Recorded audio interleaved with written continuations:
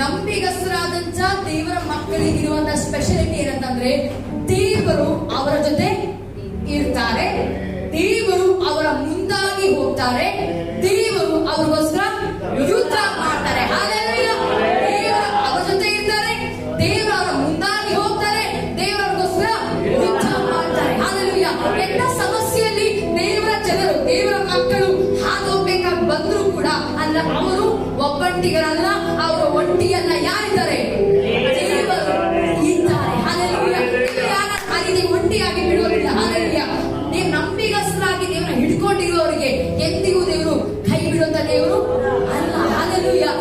ಇವಾಗ ನೀವು ಎಂತೆಂತ ಕಷ್ಟಗಳ ಹಾದೋಗ್ತಾ ಇದ್ದೀರಾ, ಎಂತೆಂತ ದೊಡ್ಡ ಸಮಸ್ಯೆಗಳ ಹಾದೋಗ್ತಾ ಇದ್ದೀರಾ, ಅದು ಕೆಂಪು ಸಮುದ್ರ ಆಗಿರ್ಬೋದು, ಅದು ಮರಣ ಯೋರ್ದಾನ್ ಆಗಿರ್ಬೋದು, ಹಾಲೆಲೂಯಾ, ಅದು ಯಾವುದೇ ರೀತಿಯಿಂದ ಎರಿಕೋ ಗೋಡೆ ಆಗಿರ್ಬೋದು, ಯಾವುದೇ ಆಗಿರ್ಲಿ, ಅದು ದೇವರಿಗೆ ವಿಷಯವಿಲ್ಲ. ನಿಮಗಿರುವಂತದ್ದು ನೀವು ಉಪಯೋಗ ಮಾಡಿ, ನಿಮ್ಮ ಕೈಯಲ್ಲಿ ಉಪಯೋಗ ಮಾಡಿ ಸಾಕು.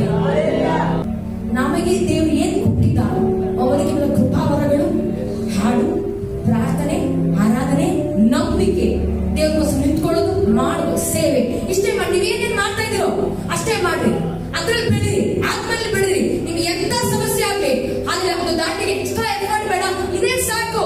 ದೇವರೇ ಮಾಡ್ತಾರೆ, ಅದ್ಭುತ ಮಾಡೇ ಮಾಡ್ತಾರೆ. ಮಾತ್ರವಲ್ಲ, ಆ ಸೈಡನ್ನು ಕೆಳಗೆ ಹಾಕೋದು ಮಾತ್ರವಲ್ಲ, ಎರಡನೇ ದಿನ ಆಯ್ತು ನಿಮ್ಮ ಮೂಲಕವಾಗಿ ಹಿಸ್ಟ್ರಿಯನ್ನು ದೇವರು ಮಾಡ್ತಾರೆ. ಹಾಲೆಲೂಯಾ. ಇವತ್ತು ಕೂಡ ನಮಗೆ ಮತ್ತೆ ದಾವೀದನು, ಏಲಿಯನು, ಮೋಶೆ ಇದ್ದಾಗಿಲ್ಲ, ಹಿಸ್ಟ್ರಿ ಮಾಡಿರುವಂತವ್ರು, ಒಂದೊಂದು ಚರಿತ್ರೆ ಮಾಡಿರುವಂತವ್ರು, ಚರಿತ್ರ ಪುರುಷರವರು. ಅಂತ ಚರಿತ್ರ ಪುರುಷ 21ನೇ ಶತಮಾನದಲ್ಲೂ ಕೂಡ ಈ ಒಂದು ಚರಿತ್ರ ಪುರುಷರಾಗಿ ಎಷ್ಟು ಜನಕ್ಕೆ ಆಸೆ ಇದೆ? ನಂಬಿದಾಗುತ್ತೆ, ಯಾಕಾಗಲ್ಲ? ಅದಕ್ಕೆ ನಮ್ಮ ಒಂದೊಂದು ಕಷ್ಟಗಳಲ್ಲಿ ಹಾದು ಹೋಗುವಾಗ ಯಾವುದೇ ವಿಷಯದಲ್ಲಿ ಏನ್ ಮಾಡ್ಬಾರ್ದು, ಭಯ ಪಡಬಾರ್ದು, ಹಿಂದೆ ಹಾಕ್ಬಾರ್ದು. ಯಾಕೆಂದ್ರೆ ನೀವು ಎಷ್ಟು ಕಷ್ಟಗಳನ್ನು ಇಷ್ಟು ಮಟ್ಟು ಹಾದೋಗಿ ಬಂದಿದ್ದೀರೋ, ಅದೇ ಬಲ, ಅದೇ ಶಕ್ತಿ, ಅದೇ ದೇವರ ಸಾನ್ನಿಧ್ಯ, ಅದೇ ನಿಮಗೆ ಸಾಕು. ಅದೇ ಆರಾಧನೆ, ಅದೇ ಉಪವಾಸ, ಅದೇ ಪ್ರಾರ್ಥನೆ, ಅದೇ ನಿಮಗೆ ಸಾಕು. ಅದರ ಮೇಲೆ ತರುತ್ತೆ.